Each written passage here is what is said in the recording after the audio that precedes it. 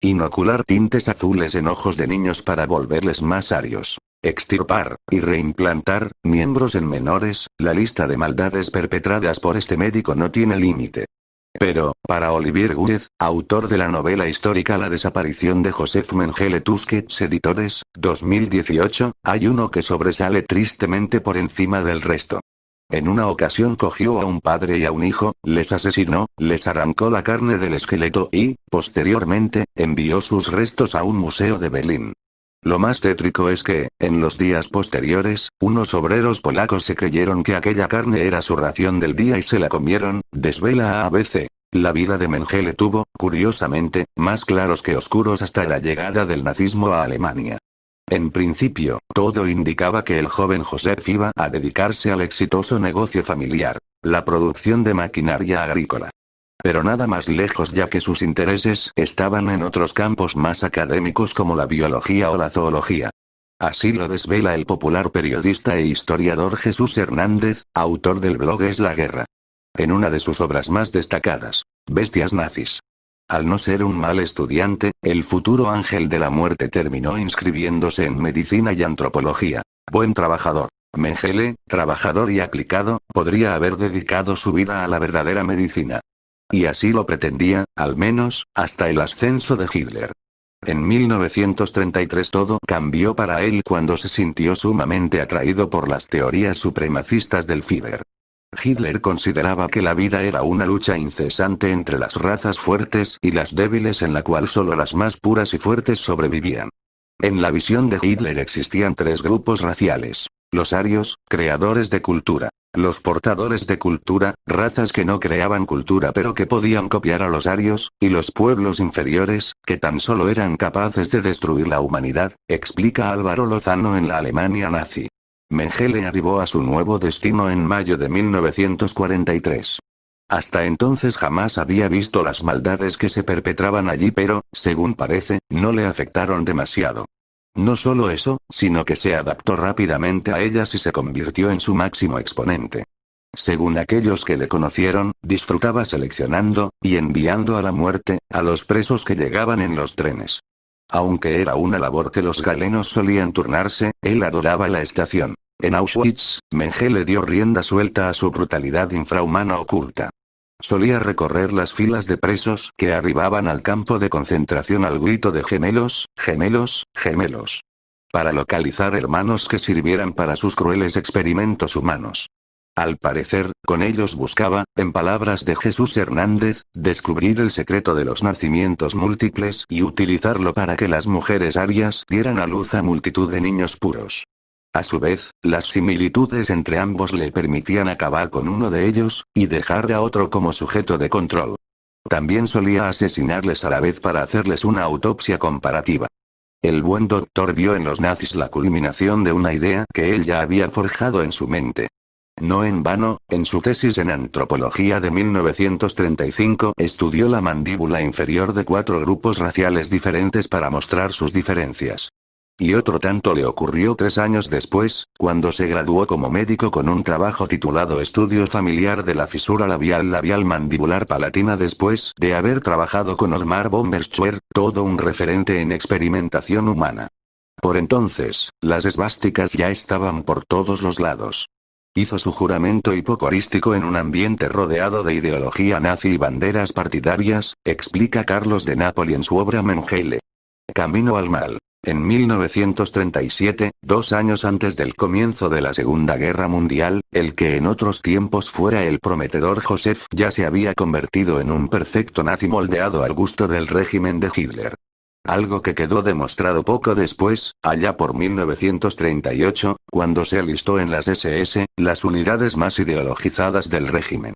Unirse a sus filas implicaba plantar batalla al enemigo, y así lo hizo nuestro protagonista en 1941, cuando participó en la invasión de la URSS.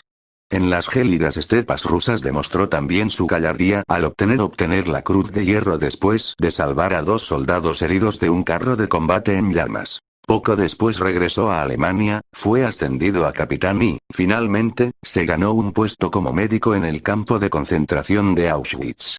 Un destino que ansiaban, por entonces, una buena parte de los militares de las SS, ya que les mantenía alejados del gélido frío y las balas que se daban en Rusia. ¿Cómo vivió la última parte de su vida?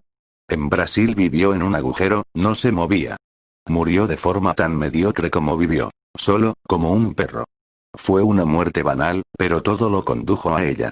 Su soledad, su rabia, su amargura, todo eso le llevó a la playa en la que desapareció. ¿Fue ese castigo suficiente, o debería haber sido juzgado? Para un hombre así no hay un castigo lo suficientemente grande. Solo se puede confiar en la justicia de los hombres, y no fue juzgado por ellos. ¿Hubo una especie de justicia en su final? No se puede saber. Creo que la vida le castigó. Terminó sus días rodeado de soledad, paranoia e incertidumbre. Eso fue letal para un burgués que había soñado en su momento con ser profesor universitario. Además estuvo aislado. Creo que sufrió, pero no sé si lo suficiente. Eso que lo juzgue cada cual. ¿Cómo pudo un médico llevar a cabo aquellos experimentos? No era un médico normal, era un médico nazi normal. Un médico nazi tenía la mentalidad de que, para cuidar al pueblo, podía hacer todo aquello que quisiera con las poblaciones consideradas inferiores. Mengele llevó esa norma al máximo. Fue un médico nazi. O un nazi médico, más bien. No era un humanista al que, repentinamente, obligaban a hacer cosas que luego no le permitían dormir. Hace poco se descubrieron fotografías en las que se puede ver al personal de Auschwitz riendo después de salir del campo de concentración. Eran como un grupo de trabajadores que se van a tomar algo después de la jornada. Esas personas eran perfectamente conscientes de lo que hacían, pero estaban protegidos por la ley y pertenecían a un régimen que alentaba este tipo de cosas. La cultura nunca ha sido una garantía. En Europa, a finales del siglo XIX, hubo una cultura de la destrucción. Buscaban romper la herencia judeo-cristiana.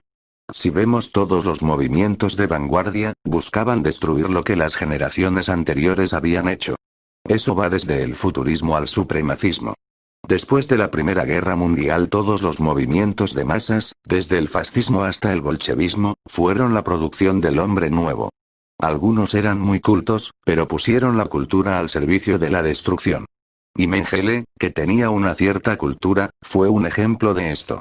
En el sumario que elaboró la justicia aliada contra Joseph Mengele, se hizo una clara alusión a la experimentación humana en niños gemelos. Las investigaciones sobre los gemelos ocuparon una gran parte de los pseudo-experimentos del acusado, según las indagaciones previas del tribunal.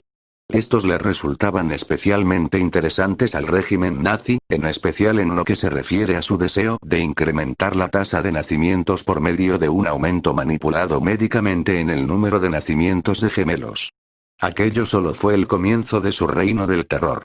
Mengele llegó a inocular un extraño tinte, llamado azul metileno, en niños con rasgos arios, pero ojos marrones, para teñirles las pupilas. Posteriormente, enviaba a los pequeños a la cámara de gas, aunque, en ocasiones, también les arrancaba los globos oculares para quedárselos como recuerdo. Así lo desveló la deportada Vera Kriegel, quien afirmó haberse topado con una pared llena de estos tétricos souvenirs. Exilio. Por todo ello, el ángel de la muerte se vio obligado a huir a lo largo y ancho de Europa cuando se percató de que los soviéticos estaban a las puertas de Auschwitz. Tras algunos años en un campo de prisioneros, su familia logró enviarle hasta Argentina, donde fue recibido con los brazos abiertos en 1949 por un país que necesitaba a los estudiosos nazis para modernizarse. Allí nadie le buscó y, de hecho, se pudo dedicar a vivir la buena vida. Sin embargo, la captura en Latinoamérica de Adolf Eichmann, uno de los arquitectos de la solución final, le metió el miedo en el cuerpo. A partir de ese momento inició un viaje por el nuevo mundo en el que su mayor obsesión fue que el Mossad no le encontrara. De Argentina se marchó a Paraguay y, desde allí, a Brasil. Allí vivió sus últimos días solo y acongojado, casi como un perro, hasta que falleció el 7 de febrero de 1979 ahogado en una playa. Alrededor de las 4:30 de la tarde, para refrescarse del sol abrasador, Mengele decidió probar las suaves olas de Atlántico. 10 minutos después, se encontraba luchando por su vida. La parálisis le había agarrotado el cuerpo, explican Gerald L. Posner y John Warren Mengele. El médico de los experimentos de Hitler. Olivier Guez. La carrera de Mengele fue absolutamente mediocre. ¿Cuál es el experimento de Mengele que más le impactó durante la escritura de su obra? El que está en la mitad del libro. Para mí es la metáfora absoluta de quién era Mengele y lo que fue Auschwitz. Mengele cogió a un padre y a un hijo, uno cojo y otro con una joroba. Les asesinó, les quitó la carne del esqueleto y, posteriormente, envió sus restos a un museo de Berlín. Lo más tétrico es que, en los días posteriores, unos obreros polacos se creyeron que aquella carne era su ración del día y se la comieron. Cuando descubrí esta historia pegué un respingo. ¿Por qué huyó de los rusos, si creía que sus experimentos eran lícitos? Los nazis como Mengele hacían lo que hacían con la esperanza de ganar. No se planteaban para nada las preguntas morales. Eran soldados biológicos que luchaban por imponer las diferencias raciales. Y en esa biología estaba precisamente el núcleo del sistema nazi. Esa biología influía directamente en las leyes, en las relaciones internacionales, en las sexuales, en las económicas, estaba en el corazón del sistema. No se planteaban lo que ocurriría después. Pero, cuando al final de la guerra empezaron a entender que todo aquello iba a terminar mal para Alemania, fue cuando hicieron volar los hornos crematorios para no dejar rastro. Hasta entonces lucharon por Alemania. Y, para ellos, la medicina era uno de los muchos campos de batalla. Gracias por ver, dejen su like y su suscripción para la 2 parte. Y pues bueno, esto es un mensaje aquí de yo, el creador de estas cuestiones. Bueno, no las creo, Roberto no son historias mías. Pero pensar en estas cosas es perturbador, ¿no? Pensar sobre historias y bla, cosas así, realmente perturba. Esta no será la primera parte. Esto será simplemente la historia de Joseph Mengele. Después van a ver los experimentos de la Segunda Guerra Mundial. Y una cosa antes, si es que adelantaste el video al final, y una cosa antes que se me había olvidado poner en el principio. Esto no es contenido para niños. Lo siento, niños. Y si quieren ver los niños, a mí no es mi problema. Pero necesariamente yo no se los recomiendo. Acá hay cosas horribles. Es como mostrarle, no sé, una historia de un asesino serial a un niño, pero ese no es mi problema. Si quieres verlo, velo. Es tu tranquilidad, tu mente, así que velo. Espero que te diviertas y te perturbes viendo estas historias. Gracias por ver.